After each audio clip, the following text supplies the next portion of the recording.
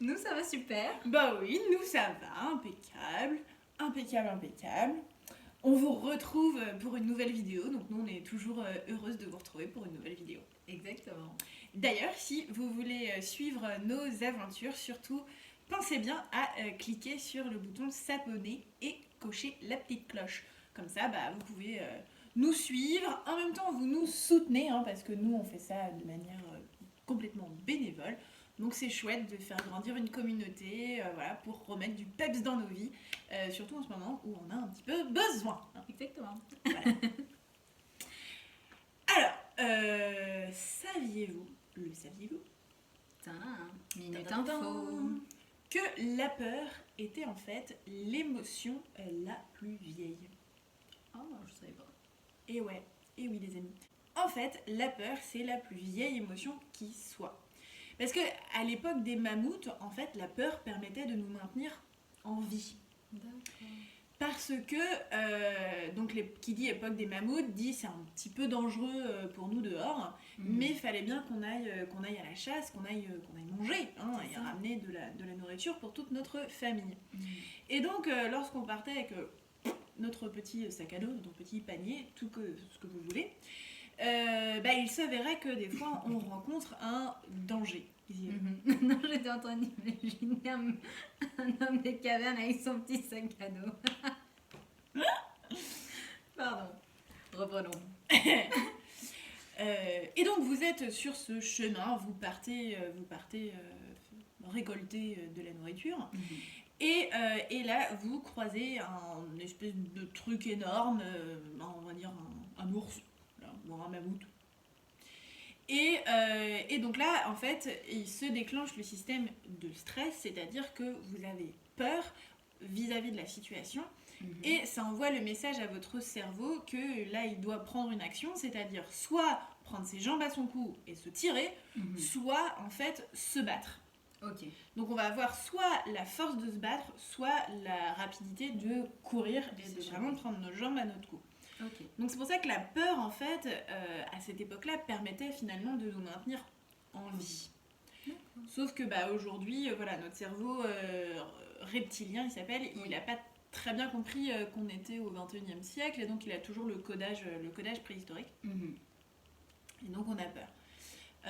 Donc voilà, donc c'est naturel, en fait, c'est normal d'avoir des peurs. D'accord, très bien. Est-ce qu'on regarde un petit peu les peurs que notre communauté nous a partagées? Bah oui. Allez, c'est parti. Alors, pour ceux qui ne le savent pas, on a fait un petit sondage sur Instagram en demandant les peurs de notre communauté, tout simplement. Quelles sont vos plus grandes peurs? Et donc, on a eu quelques petites réponses qu'on va vous partager et on va en apprendre plus sur les différentes peurs. Merci déjà à tous ceux qui ont partagé leurs peurs avec nous. Donc un grand merci, à vous. Alors du coup, une des peurs que vous nous avez communiquées, c'était la peur de mourir. En fait, la peur de mourir, ça s'appelle la thanatophobie. Et ça touche 21% des Français. Mais en fait, ce qui était intéressant, ce qu'il disait dans l'article, c'est que la thanatophobie, c'est pas seulement la peur de mourir, c'est la peur de tout ce qui est relié avec la mort. Et du coup, en fait, il y a aussi un challenger qui a mis que la peur de perdre quelqu'un. Et donc c'est aussi la thanatophobie, parce que c'est quelqu'un par rapport à la mort, donc ça s'appelle aussi la thanatophobie. Et en fait, là où la peur que soi-même on meurt, ça touche 21%, la peur de perdre quelqu'un, là, en fait, ça toucherait 68% des Français. D'accord. Donc c'est bien plus important. Plus élevé. Okay. Oui. Donc voilà, je trouvais ça plutôt... Enfin, je trouvais ça très intéressant. Oui, oui, complètement. Et on avait aussi une autre peur qui nous avait été communiquée, c'est la peur des profondeurs. Et donc ça s'appelle la bathophobie. Alors, ça s'écrit pas comme un bateau. Je trouvais ça, à l'oreille, je trouvais ça... Oh, bateau, profondeur. Non, en fait, ça s'écrit B-A-T-O. Et phobie. Donc la bathophobie. Là, je suis navrée, je n'ai jamais réussi à trouver le pourcentage. Mais en tout cas, c'est bien une phobie qui est répertoriée dans la liste des phobies qui existent. D'accord, très bien.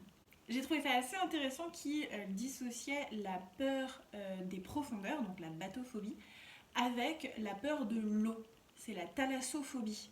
Donc voilà, parce qu'on peut ne pas avoir, on peut avoir peur des profondeurs, mais pas du tout avoir peur de l'eau en soi. En fait, les gens, c'est juste, ils ont pied, ils aiment bien être dans l'eau tant qu'ils ont pied, mais c'est les profondeurs. Et il y a des gens qui ont très très peur de l'eau tout court. Et donc les deux phobies sont dissociées.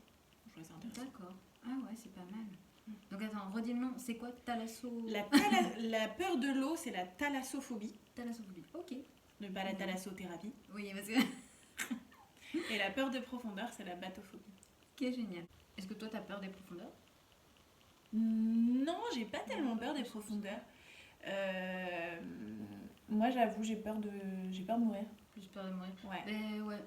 Moi, j'ai très peur de mourir. D'accord. C'est une peur qui m'a longtemps pourri la vie.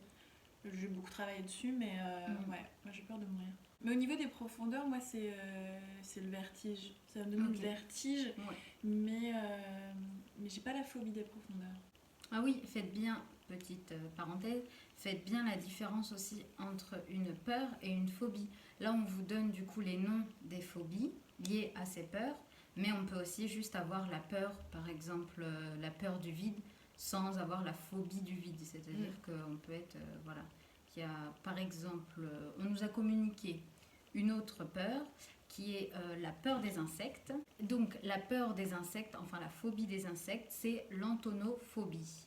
Et donc ça toucherait presque 7 Français sur 10. Ce qui est quand énorme. même énorme. Mais ça ne m'étonne pas parce que j'ai souvent entendu des personnes dire qu'ils avaient peur des insectes en général. Que ce soit les araignées, les petites bêtes, tous ces trucs-là, généralement.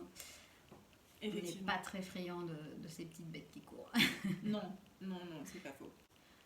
Alors, une autre peur qui nous a été communiquée est la peur de l'hôpital, qui s'appelle la nosocomophobie. Accrochez-vous avec les noms des phobies. Généralement, c'est assez... Donc oui, c'est tout ce qui est aller à l'hôpital ou en lien avec l'hôpital, généralement, non. Oui, j'en parle aussi parce que moi, c'est pareil, j'ai peur des hôpitaux. Si je peux les éviter. Oui, non, je suis pas du tout... quand je rentre dans un hôpital, si je peux éviter, j'ai vraiment du mal à y aller. Même aller voir un proche, hein, si c'est pas très très important, non, j'y vais pas. Vous voyez comme quoi il y a plein de peurs qui sont communes parce que finalement on se retrouve avec aussi vos réponses. Voilà, on se retrouve aussi dans ces peurs-là. On vous comprend tout à fait. Et donc la dernière peur, c'est la peur des humains. Et oui, certaines personnes ont peur des humains. Donc cela s'appelle l'anthropophobie ou plus communément appelée la misanthropie. Donc voilà, il y a des personnes qui ont peur des humains et donc voilà, c'est... Ah, tu vois, misanthrope, je croyais que c'est qu'on n'aimait pas les humains, mais pas qu'on en avait peur. Eh ben si, justement, je connaissais pas, mais... On en apprend tous les jours. Tout à fait. Donc la misanthropie, c'est la peur des humains. Intéressant. Voilà, donc merci encore pour ce partage de toutes vos peurs, qui est très intéressant et très enrichissant. Oui. Et on va vous donner quelques petits... en fait, 3 conseils pour affronter vos peurs. Exactement. Alors, pour affronter vos peurs, un premier pas, déjà, c'est ce que vous avez fait. Vous en avez pris conscience. Donc ça, c'est une première étape qui est très importante, la prise de conscience. Voilà, ça va être d'identifier ce pourquoi on a peur, ce qui nous fait peur. Ça va être vraiment la première étape et c'est très important. Ça va vous aider en fait à passer au-delà. Parce que notre cerveau, il est très bon à se créer plein de films et donc du coup, d'identifier clairement notre peur, déjà, c'est un premier point très important. Je rajouterai un petit détail qui a toute son importance, qui est l'acceptation de sa peur. C'est ça, effectivement, tu as complètement raison. Une fois que vous l'avez identifié, il faut l'accepter. Et ça, c'est dur. Oui. Mais il faut accepter ses peurs. Des fois, ça peut être un peu ridicule, hein, mais faut accepter. C'est pas grave. On accepte ses peurs. On accepte sa part d'ombre. Voilà, exactement. Donc, la deuxième étape, ça va être de confronter sa peur. C'est-à-dire d'aller doucement, mais sûrement vers sa peur.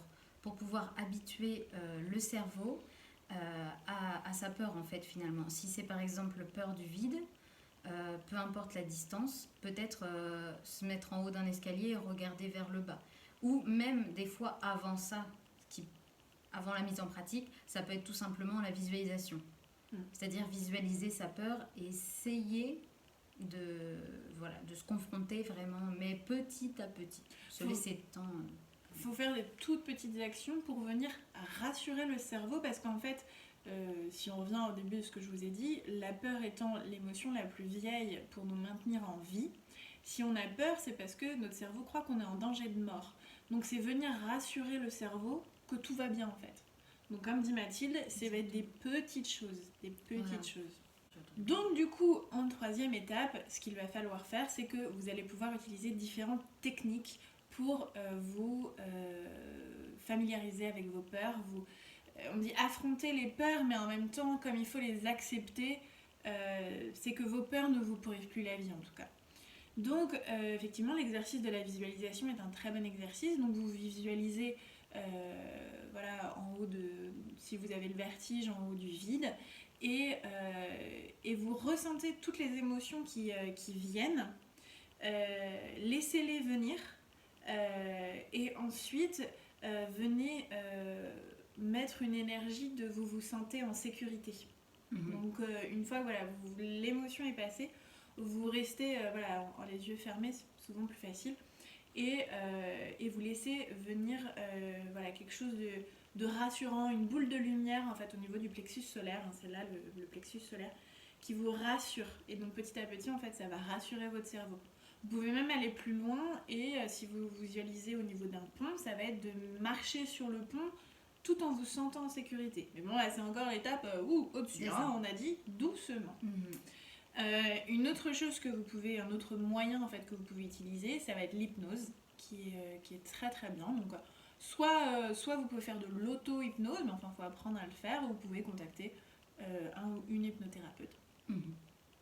Et puis il y a aussi la technique de l'EFT. Donc ça c'est une technique en fait où on vient taper à différents endroits pour reprogrammer en fait le cerveau. Donc ça marche très très bien. Donc voilà, différentes techniques que vous pouvez utiliser. Très bien. Partagez avec nous dans les commentaires les outils que vous avez utilisés pour affronter vos peurs et si ça a été difficile ou facile. Et on sera ravis d'en discuter avec vous. Et puis on vous retrouve pour de nouvelles aventures, de nouvelles vidéos. À bientôt. Ciao.